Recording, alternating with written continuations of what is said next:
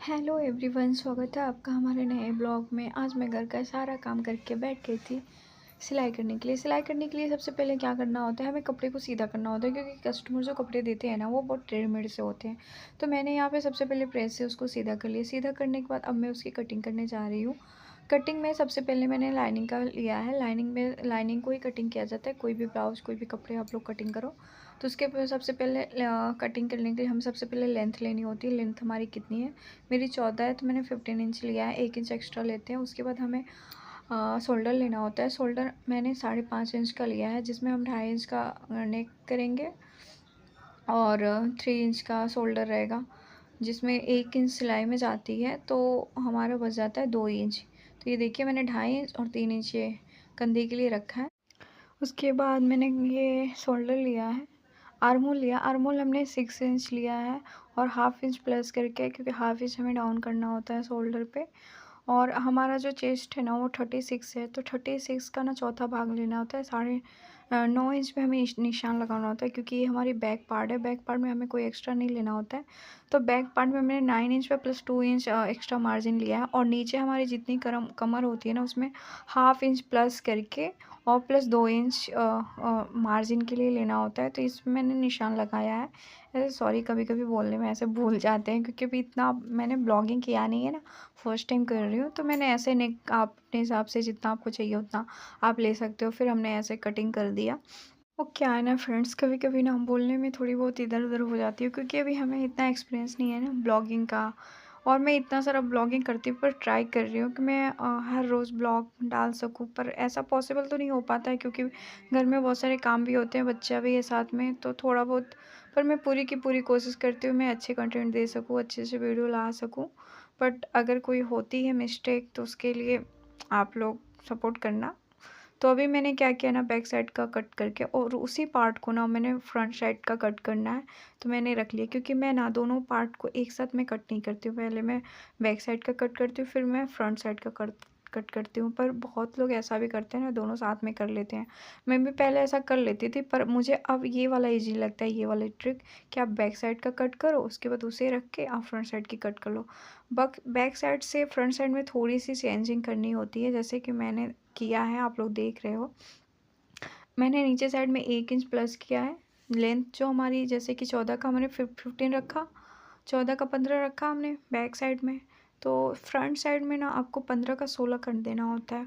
और साइड में जो हमारा फिटिंग लाइन होती है, फिटिंग में भी मैंने यहाँ पे बढ़ाया है 1 इंच या 1.5 इंच आप बढ़ा सकते हो। 1 इंच हमारा ऊपर चला जाता है, जो हमारे आर्म होल के पास में जो हमारा निशान लगता है ना, वहाँ पे हमारा 1 इंच चला जाता है डॉट में।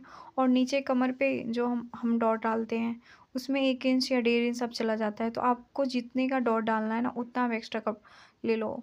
तो मैंने वैसे करके निशान लगा लिया और फिर दोनों पार्ट को मैंने कट कर लिया। अब जब मैंने कट करने के बाद देखो, ये बैक साइड में मुझे इसमें ना मैंने 2 इंच एक्स्ट्रा रखा है कमर पे, क्योंकि मुझे 2 इंच का डॉट डालना है।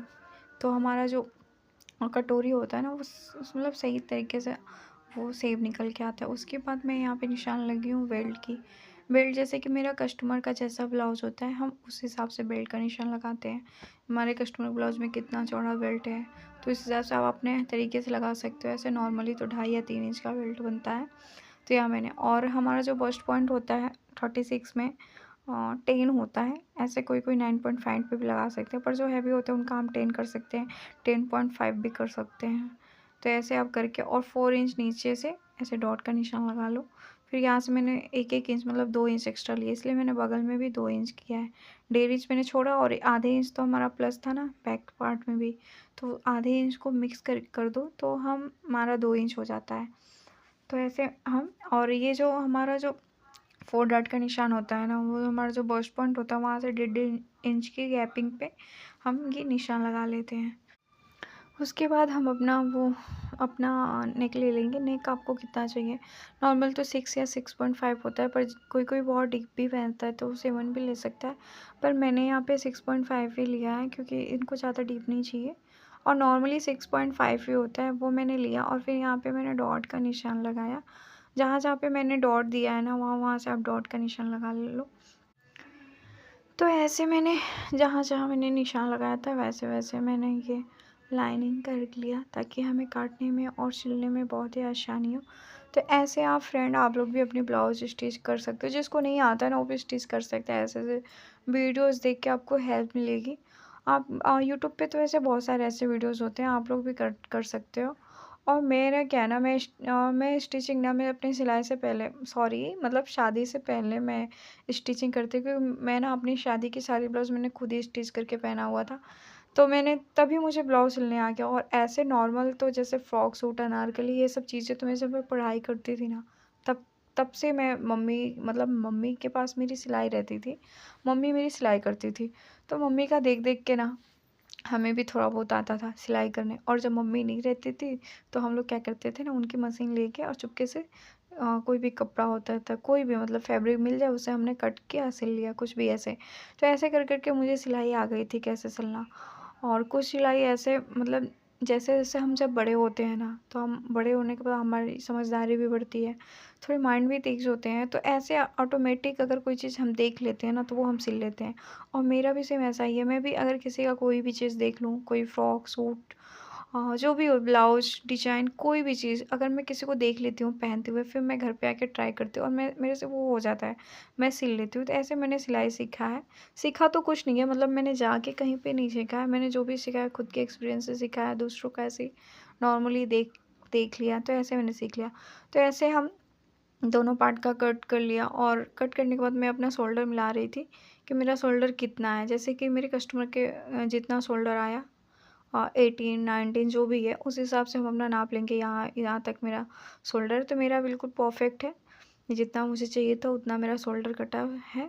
तो अभी दोनों पार्ट का हमने कटिंग कर लिया है और कटिंग काफ़ी अच्छे से हो गई है। अब हम क्या करेंगे ना, इसी पार्ट को रख के बैक साइड, सॉरी, इसी पार्ट को ना हम मेन फैब्रिक पे रख के कटिंग करेंगे। क्योंकि कहीं पे भी आप देख लेना, कहीं पे भी हो, किसी भी चीज़ का आपको अगर कटिंग करना, तो सबसे पहले लाइनिंग का ही कटिंग किया जाता है, फिर लाइनिंग को रख के अब मेन फैब्रिक को की कटिंग की जाती है। तो यहाँ मैं अभी मैचिंग कर रही हूँ कि मेरे जो कस्टमर का ब्लाउज है ना, उनके में जितना था उतना मेरा हुआ है कि नहीं। तो मेरा सेम टू सेम उतना ही हुआ है जितना उनके ब्लाउज में था।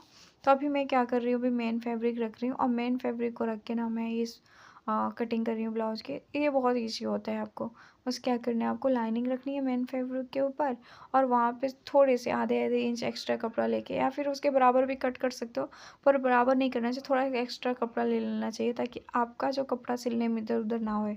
तो मैं ऐसे करके ना दोनों पार्ट की कटिंग कर ली मेन फैब्रिक पे रख के। और तो ऐसे में हमारा दोनों साइड का कटिंग, और यहाँ मैंने ना एक ही पार्ट में निशान लगाए हुए थे, एक पार्ट में मैंने नहीं लगाया, तो मैं दोनों पार्ट में लगा रही थी निशान, ताकि जब हम ब्लाउज सिलें तो हमारे दोनों पार्ट में हो, और अच्छे से डॉट हम दोनों में कर सकते हो। ऐसे मैंने स्टिचिंग कर लिया, सॉरी मतलब कटिंग कर लिया। गाइस मेरी बातों पे ज़्यादा ध्यान मत देना, मैं बहुत ही इधर उधर बोल देती हूँ। तभी मैं बाजू स्लिप कटिंग करने जा रही हूँ। स्लिप में क्या होता है ना फ्रेंड्स, कपड़े बहुत कम होते हैं, जो भी हमारे पीसेस होते हैं साड़ियों के निकलते हैं ना, वो बहुत कम फैब्रिक होता है, और लोगों का शरीर भी हैवी होता है। फिर क्या होता है, हमें जोड़ लगाना पड़ जाता है, बहुत प्रॉब्लम होती है बाजू बनाने, और छोटी बाजू में तो फिर और, क्योंकि छोटी बाजू में तो हमें अ, वो अभी देखो इनकी भी बाजू थोड़ी कम ही है, फिर मुझे जोड़ना पड़ेगा बगल से, क्योंकि उतने में होगा नहीं जितना इनका है। तो ऐसे हम कटिंग कर लेते हैं। बाजू कट करना भी बहुत ईजी होता है, आप ये चाहो तो स्केल रख सकते हो, स्केल से बाजू कट करने में बहुत ही आसानी होती है। तो ऐसा ऐसे हमारी बाजू की कटिंग हो चुकी है, और अब हम चल रहे हैं सिलाई करने, क्योंकि कस्टमर को थोड़ी जल्दी है ना, उनको कहीं पे जाना था, तो उन्होंने बोला था कि मेरा ब्लाउज एक दिन में चाहिए। तभी मैं क्या करूँ, भी तो मैंने तो ले लिया था, अब देना तो पड़ेगा ना सिल के जल्दी जल्दी। तो फिर मैंने जल्दी से अब आ गई मैं सिलाई करने। तो देखो मैंने सबसे पहले क्या किया, लाइनिंग को बैक पार्ट में ऐसे चिपका लिया, आपको बैक का पार्ट और फ्रंट साइड दोनों में ऐसे चिपका के फिर सारे जल्दी जल्दी मैंने डॉट लगाए। बहुत ईजी होता है, इतना टाइम नहीं लेता। अगर प्रॉपरली आप ब्लाउज सिलने बैठ जाओ तो 1 घंटे में ब्लाउज स्टिच हो जाती है, अगर आपको और कोई काम ना हो। पर मेरे पास तो बहुत काम होते हैं, क्योंकि मेरी बेटी है ना, वही बहुत परेशान करती रहती है। आधे टाइम तो वो लेके जाती है सिलाई में। हाँ, कभी कभी ऐसा होता है जब उसके पापा होते हैं तो मैं सिल लेती हूँ, लगातार 1 घंटे बैठ जाती हूँ। पर मैं अकेली रहती हूँ तो 1 घंटा बैठना तो इम्पॉसिबल है भाई।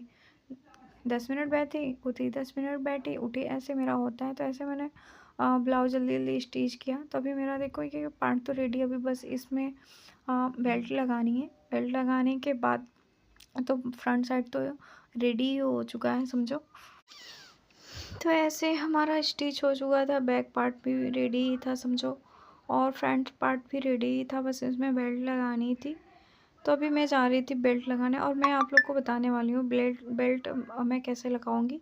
बेल्ट दो तरीके से लगा सकते हैं, एक तो ऐसी होती है ना जिसमें सिलाई दिखती है, और एक ऐसा भी होता है ना अंडरग्राउंड बेल्ट जिसमें सिलाई हमारी नहीं दिखती है। तो अभी मैं अंडरग्राउंड ही लगाने वाली हूँ इनके ब्लाउज में। तो अभी आप देखो मैं कैसे अंडरग्राउंड बेल्ट लगाती हूँ। सबसे पहले हम बेल्ट ले लेंगे दोनों, और दोनों पार्ट को ना हम एक बराबर काट लेंगे, मतलब लाइनिंग और मेन फैब्रिक दोनों एक बराबर होनी चाहिए, छोटा बड़ा नहीं होना चाहिए, तभी जाके हमारा अच्छे से फिनिशिंग आएगी। तो हम क्या करेंगे, हमने ले लिया है बेल्ट को, और जो बेल्ट का जो मेन फैब्रिक है वो मेन फैब्रिक के साइड में रखेंगे, जैसे कि मैं रख रही हूँ, और जो लाइनिंग है ना वो लाइनिंग के साइड में रखेंगे। तो पहले हम मेन फैब्रिक को मेन फैब्रिक के साइड में रख के स्टिच कर लेंगे, जैसा कि आप लोग देख रहे हो मेरी वीडियोस में। मैं अभी स्टिच करने जा रही हूँ मेन फैब्रिक को रख के।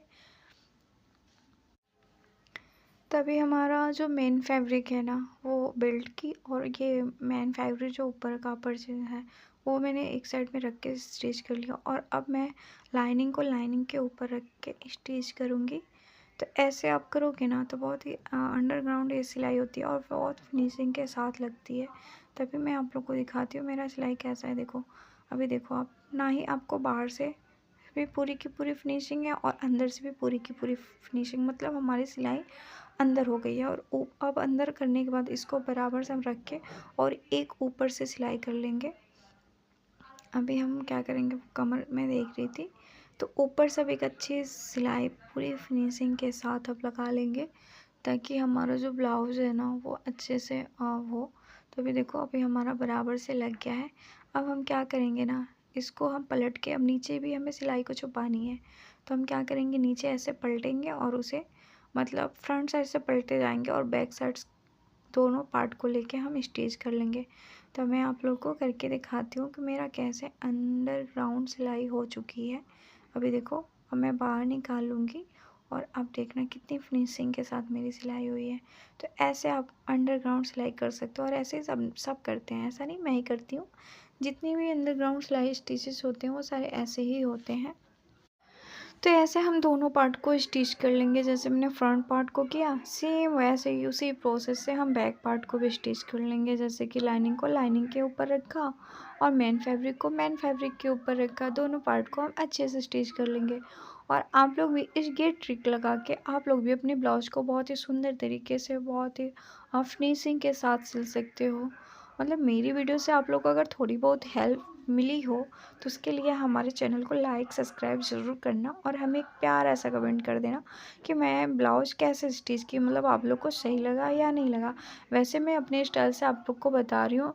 ब्लाउज़ सिलने का तो बहुत सारे तरीके होते हैं, बहुत हमसे भी बहुत बड़े बड़े जो होते हैं ना डिज़ाइनर लोग, उन लोग का तो स्टिच करने का तरीका बहुत अलग होता है। पर मैं जो तरीका बता रही हूँ वो जो हमारे गाँव में, जो हमारा मतलब नॉर्मल हमारे घरों में सिला जाता है ना, मैं वो तरीका आप लोग को बता रही हूँ। हमारे जो घरों में ऐसे ही सेम इसी प्रोसेस से ब्लाउज सिला जाता है, क्योंकि हम तो कोई अभी कोई बहुत बड़े डिज़ाइनर तो है नहीं, या ना ही कोई अच्छे इंस्टीट्यूट या कहीं से भी हमने कोर्स किया हुआ है। हमने तो बस ऐसे ही सीखा हुआ है, जैसे मम्मी का या किसी का भी ऐसे ब्लाउज़ देख देख के सीखा हुआ है। तो इस तरीके से आप लोग भी बहुत इजी तरीके से अपने घर में अपनी ब्लाउज स्टिच कर सकते हो। दूसरों का नहीं, अपनी तो कर ही सकते हो। इतना तो आप लोग को हेल्प मिल ही जाएगा हमारी वीडियो से। और ब्लाउज़ सिलना कोई बहुत बड़ी बात नहीं है, बहुत ईज़ी है। मेरे लिए तो अब बहुत ईज़ी हो चुका है। हाँ, डिज़ाइन वाले ब्लाउज़ में अभी इतना नहीं सिल पा रही हूँ। ये ब्लाउज़ भी मेरा बहुत सिंपल ही है, क्योंकि अभी इतने डिज़ाइन वाले कस्टमर के ब्लाउज़ मिलते नहीं हैं। अपने ब्लाउज़ खुद का सिलो वही बस हो पाता है डिज़ाइन में, क्योंकि जब सामने वाला जब कहेगा तभी तो हम डिज़ाइन बनाएँगे ना। सामने वाला को ज़्यादा नॉर्मल ही ब्लाउज़ पसंद है।